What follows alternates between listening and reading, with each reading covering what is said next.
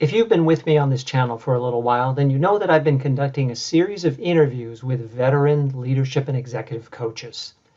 I've been having these long form interviews to give you a lot of insight into the world of leadership and executive coaching and to give you ideas on how you can be a more effective coach and have a more successful practice.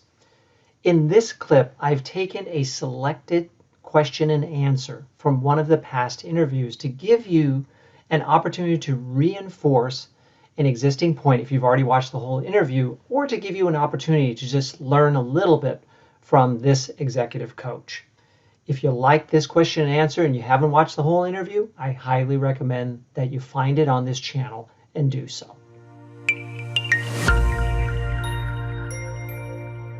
So what are some of your tips? Like if you could just share some ideas right now that help people to improve time management, because coaches are business owners too. So what are some of the tricks, James? Absolutely. Well, tips and tricks. Here we go. Tips and tricks, techniques, whatever you want to call it. I'll share with you what works for me and what works for my clients that I share this with, right? I mean, this is great.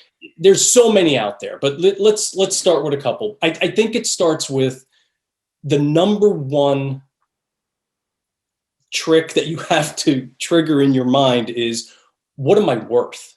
And what's that value? And put a dollar value on it. And I often coach my clients to say what's your hourly worth. It's a easy way to frame it, right?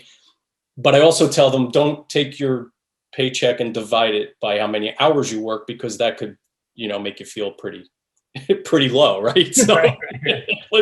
let's be, in a sense, figurative with this. What do you believe you're worth as an owner of your business? And if they come back with anything under $100 an hour, I challenge them on that. I said, we have to think bigger, right? You're the president, the CEO of your company. So I think a good way to start with prioritization is to believe in what your worth is on an hourly basis. Because then as you look at your to-do list, as you look at what you're setting out to do, you could then put that as a barometer to check yourself. Should I really be spending 6 hours doing this task when I just said my worth is $125 an hour, when I know that this task is really worth $15 an hour? Mm-hmm. It just gives you a perspective. So that's one simple but often powerful way to influence what people do with their time, if that makes sense. It does. So, it does make sense. Yeah, that's a trick that helps. But another exercise that I think a lot of folks should do is also put together a time log.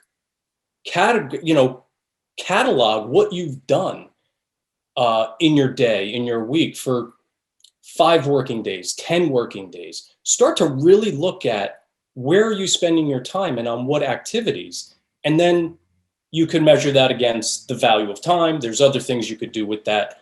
How well does it line up with your goals? How well does it help you achieve your goals? All these activities. So we have to get into a practice of looking at what we're doing in order to understand where we should be spending our time a little bit better. The 80-20 principle, right? I mean, 20% of your effort yields 80% of your results if you're focused on the right activities. Mm. So we have to force ourselves to think about that. And, if I could go another step further, the matrix that Stephen Covey shared in his 7 Habits of Highly Effective People, the important and the urgent matrix, right? Where does your time fall, right? If we could fall in one of those 4 boxes, I actually believe there's another dimension, and that dimension is long-term impact.